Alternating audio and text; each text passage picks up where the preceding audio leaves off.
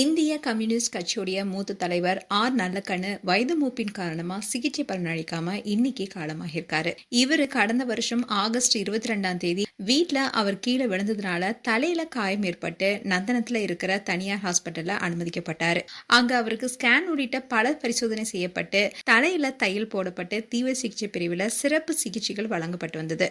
அதுக்கப்புறமா அவருடைய உடல்நிலை முன்னேற்றம் அடைந்த நிலையில தான் திடீர்னு மூச்சு திணறல் ஏற்பட்டதன் காரணமா சென்னை ராஜீவ்காந்தி அரசு மருத்துவமனையில மாற்றப்பட்டாரு. அங்க அவருக்கு சிறப்பு அவசர சிகிச்சை பிரிவுல தீவிர சிகிச்சையும் அளிக்கப்பட்டு வந்துச்சு. அதோட வேறு உடல்நல பிரச்சனைகளும் இருந்ததா சொல்லப்பட்டுச்சு. இந்நிலையில்தான் கடந்த 20 நாட்களுக்கு மேல தீவிர சிகிச்சை பிரிவுல சிகிச்சை பெற்று வந்த நல்லக்கண்ணு உடல்நிலை கவலைக்கிடமா இருப்பதா மருத்துவமனைகள் தரப்புலையும் தெரிவிச்சிருந்தாங்க. இப்படி இருந்த சூழல்தான் வயது மூப்பின் காரணமாக சிகிச்சை பலனின்றி அவர் இன்னைக்கு காலமானதா தகவல் வெளியாக இருக்கு. அவருடைய மறைவுக்கு பலருமே இரங்கல் தெரிவிச்சிட்டு வராங்க. 1925 டிசம்பர் 26 ஸ்ரீவைகுண்டத்துல பிறந்தவர் தான் நல்லக்கண்ணு. சின்ன வயசுல இருந்தே போராட்ட களத்துல ஈடுபட்டவர்.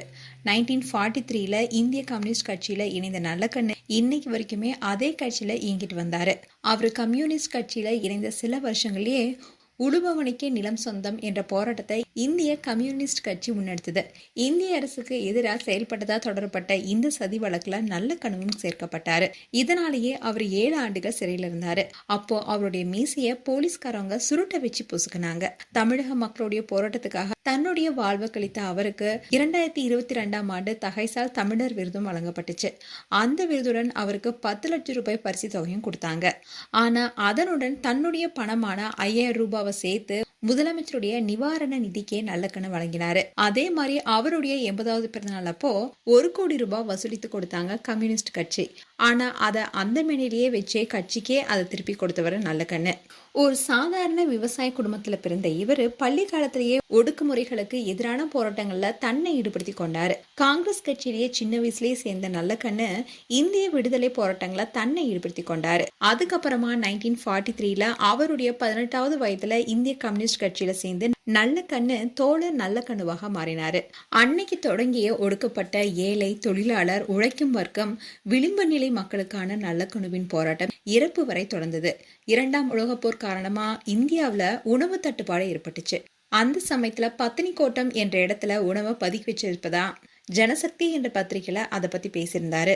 அது மட்டும் இல்லாம அரசு அதிகாரிகள் கவனத்துக்கும் அதை கொண்டு சென்றாரு. இதனால 1000 நெல் மூட்டைகளை வெளியில கொண்டு வந்தாரு. கிட்டத்தட்ட 80 வருஷங்களாவே அரசியல ஈடுபட்டு வந்த நல்லக்கண்ணு இதுவரைக்கும் சட்டமன்ற உறுப்பினராகவோ நாடாளுமன்ற உறுப்பினராகவோ இருந்தது கிடையாது. அரசியல்ல இருக்கும் பலரும் சொந்த வீடு, கார், பங்களான்னு ஆடம்பரமா இருக்கிற நிலையில இப்ப கூட சென்னை ராஜீவ்காந்தி அரசு மருத்துவமனையில் தான் சிகிச்சை பெற்று வந்தாரு. இப்படி எதையுமே தனக்காகவும் தனது குடும்பத்துக்காகவும் எடுத்துக்கொள்ளாத அந்த நல்ல மனம் தான் இன்னைக்கு இந்த மண்ணை விட்டு பிரிஞ்சிருக்காரு. மேலும் நல்லக்கண்ணு குடும்பத்துக்கு எங்களுடைய ஆழ்ந்த இரங்கலை தெரிவித்துக் கொள்றோம். மேலும் உங்களுடைய கருத்துக்களை கமெண்ட் செக்ஷன் சொல்லுங்க. இது போன்ற வீடியோஸை பார்க்க நியூஸ் தமிழ் கிட்ஸ் சப்ஸ்கிரைப் பண்ணுங்க. மறக்காம நோட்டிபிகேஷன் பட்டனை கிளிக் பண்ணுங்க.